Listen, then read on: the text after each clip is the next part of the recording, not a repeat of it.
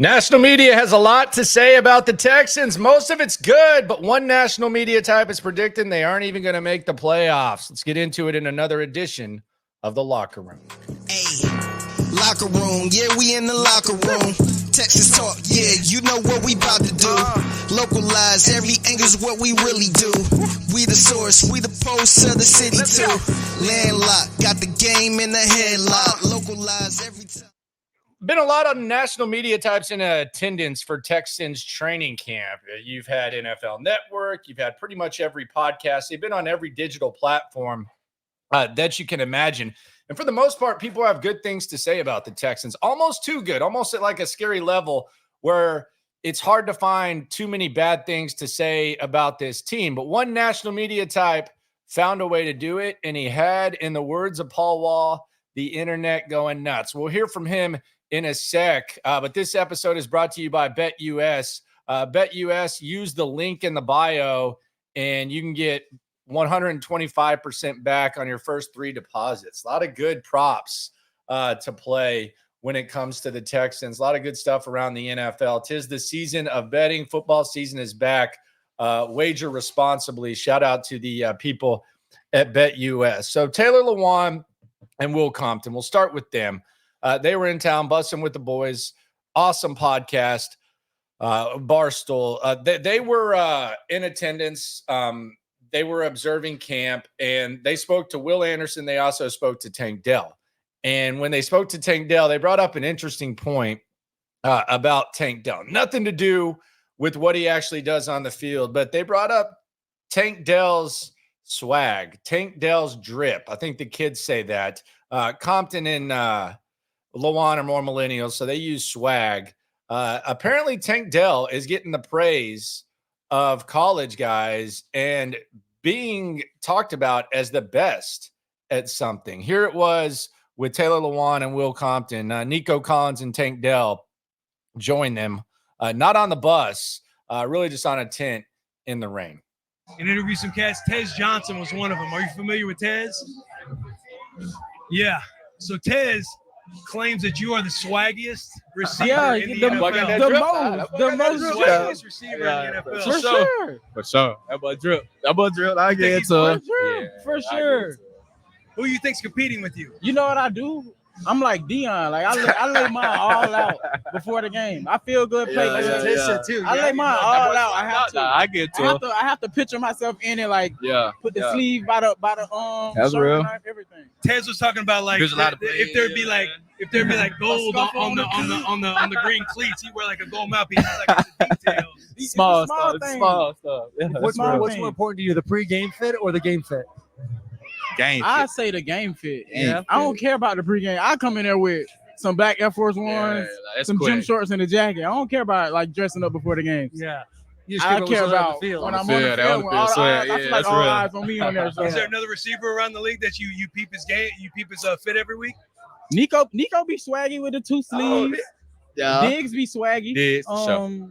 I sweat too much. I get hot. That's the thing. That got to come off. It ain't really too much people though, that come hard like that. So you're changing the game of fashion in the NFL. Yeah. You know, I ain't chasing the. Oh, you said changing? A little bit. My dog be dripped up. I hope so. My dog be soft. I hope so. There you go, Tank Dell. I love hearing Tank Dell talk. He seems to be pretty passionate about fashion. That is the one thing about the Texans. It is the locker room, #1 source for Texans digital content. We're going around the national media. If you missed what I had to say last Friday about the Texans-Steelers game and all the biggest reactions, check that out. Have one drop on Saturday. The Mark Berman interview, amazing. If you're a fan of sports media, that dropped yesterday, Sunday at noon. But that's the good stuff. That's the fluff. We hear all the conversations about, taking the next step, CJ Stroud, Will Anderson, all that type of stuff. That is something different, talking about style.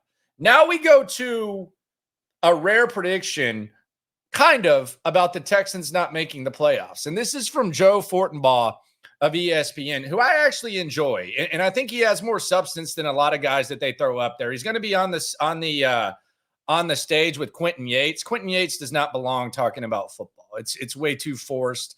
It's fabricated. He almost seems bored. But Fortenbaugh was asked to pick a team that made the playoffs last year that he doesn't think will return to the playoffs.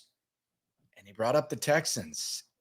And in the words of Paul Wall, it had the internet going nuts. But did he have some points? Let's hear what he had to say when he was on First Take. Joe, is there someone on that list you think might miss the postseason this year? I think there's more than one. We're going to limit it to one. I'm going to take the Houston Texans. I'm going to say they missed the playoffs this year. You start with the fact that everybody loves the Houston Texans. Yeah, that's how they built Caesar's Palace out in Las Vegas, because everybody with the exact same opinion often works. But that's just the joke part of it, right? They're a 10-win team from last year. You peel back a lot of what they did.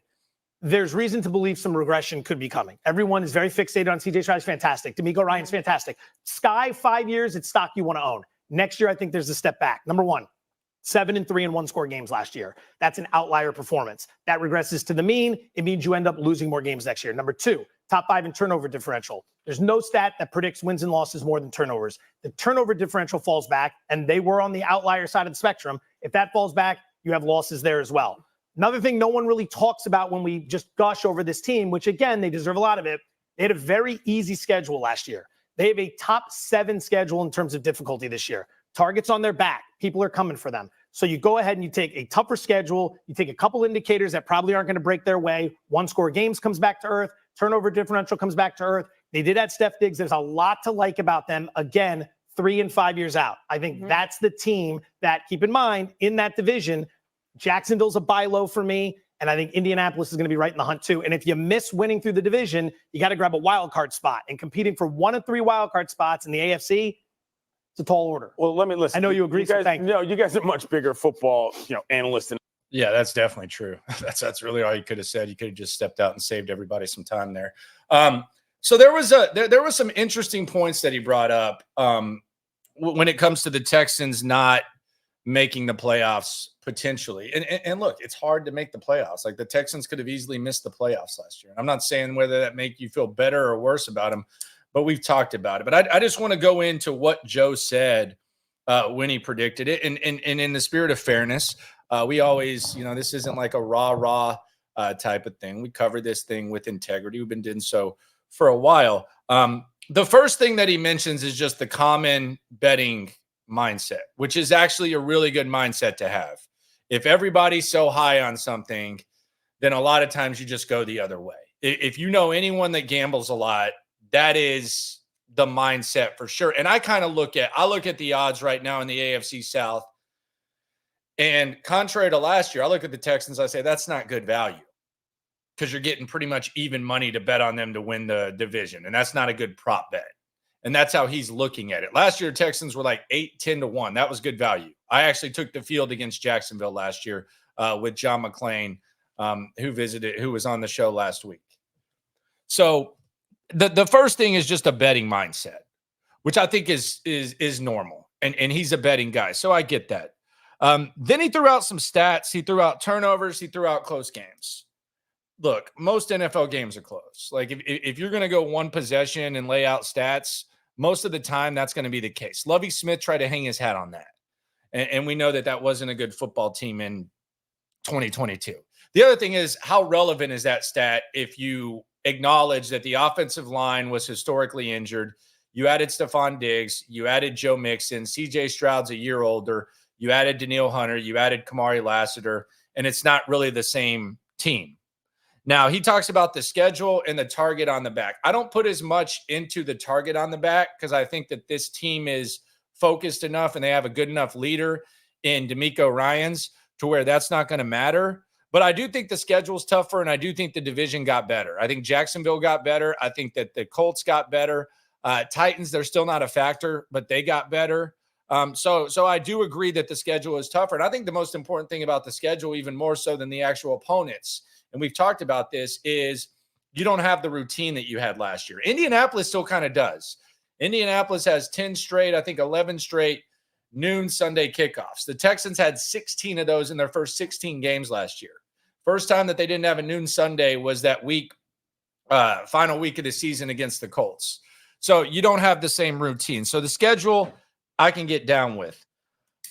He acknowledged that they added players. I think that kind of pushes back on the previous stats. 3 to 5 years out, I think that's a little bit of a stretch. We saw Cincinnati in year 2 make it with Burrow. We saw Mahomes make it in year 1. So I don't know that there's like 3 to 5. 3 to 5 seems like a long time. I mean, right now you have all this elite talent on their rookie deals, and you're able to bring in the Diggs and the Daniel Hunter. So I don't think the Texans are on like a 3 to 5 year window. I don't know if is there any 3 to 5 year window in the NFL, like with how unpredictable this league is and how much it can change and all the variables. So I don't know what 3 to 5 years out even really means. I mean, they won a playoff game last year, so I don't get that. I do agree with him on the buy low with the Colts and Jags, and that's just the bettor's mindset. Like, there's a difference between a bettor's mindset and there's a difference between a gun to the head mindset. And a gun to the head mindset is not a common phrase. It's just something I use. And if you put an imaginary gun to your head, who you picking to win the division? Most likely you would pick the Texans, because that's just that's a do or die, make the prediction type of thing.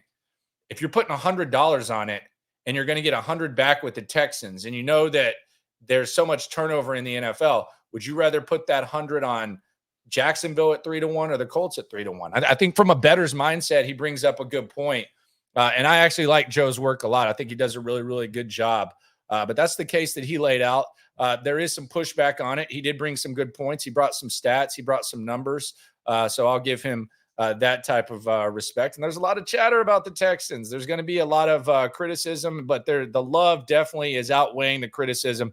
And we'll see how the heck that goes with 2 preseason games left. And then before you know it, it's going to be game time. Appreciate you for coming through. Be sure to subscribe, like, right along. Thanks to BetUS for sponsoring this. If you want to get in the game, go ahead and check out the description. And always remember, when it comes to this Texan stuff, whether the national media is loving up on them or they're hating on them, we're all in it together. Thanks for coming through. Localize every time, can't stop, won't stop. Yeah, we top 2 and we not too. Plugged in daily digital on